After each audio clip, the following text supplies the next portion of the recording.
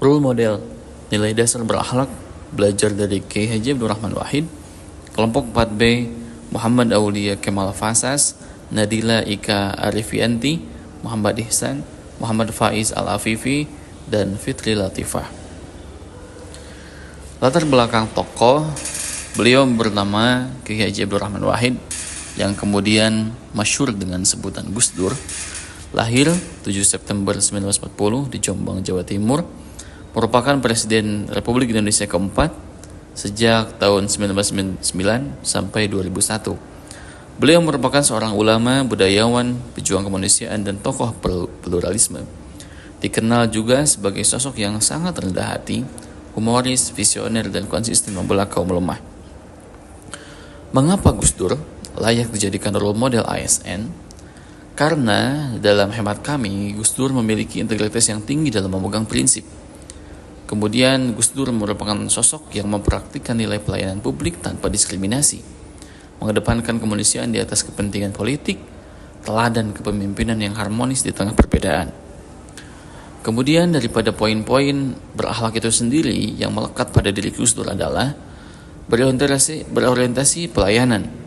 Gus Dur melayani seluruh rakyat tanpa membeda-bedakan agama, suku, atau golongan.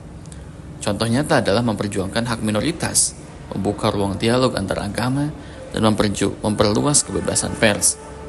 Kemudian dari sisi akuntabel, Gus Dur itu adalah sosok yang menjalankan tugas dengan transparan dan bertanggung jawab, berani menolak kebijakan yang bertentangan dengan nilai kemanusiaan, meski beresiko pada jabatan, bahkan meski beresiko dengan banyaknya orang-orang yang tidak menyukainya.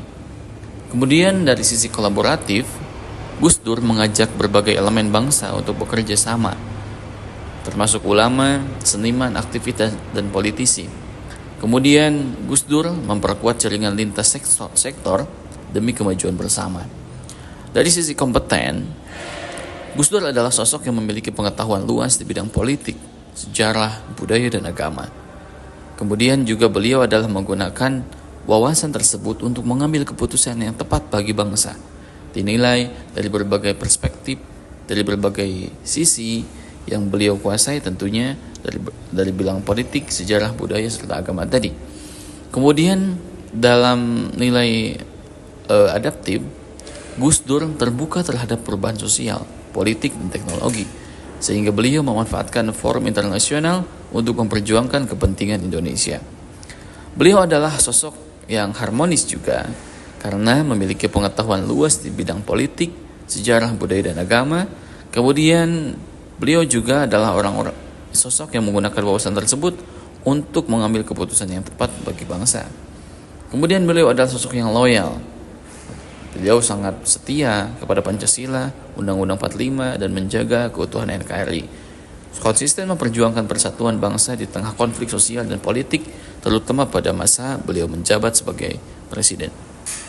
Pada kesimpulan akhir, di sini adalah keteladanan Kiai Haji Abdul Rahman Wahid atau Gus Dur mengajarkan kepada kita bahwa menjadi pelayan publik bukan sekadar menjalankan tugas administratif atau memenuhi prosedur, tetapi menyangkut panggilan moral untuk mengabdi kepada seluruh rakyat tanpa memandang latar belakang agama, suku, atau pandangan politik.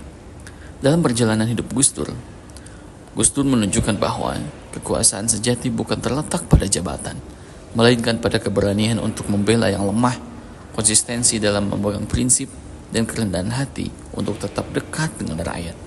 Bagi kita para ASN, keteladanan ini adalah pengingat bahwa setiap keputusan yang kita ambil dan setiap layanan yang kita berikan akan meninggalkan jejak di hati masyarakat.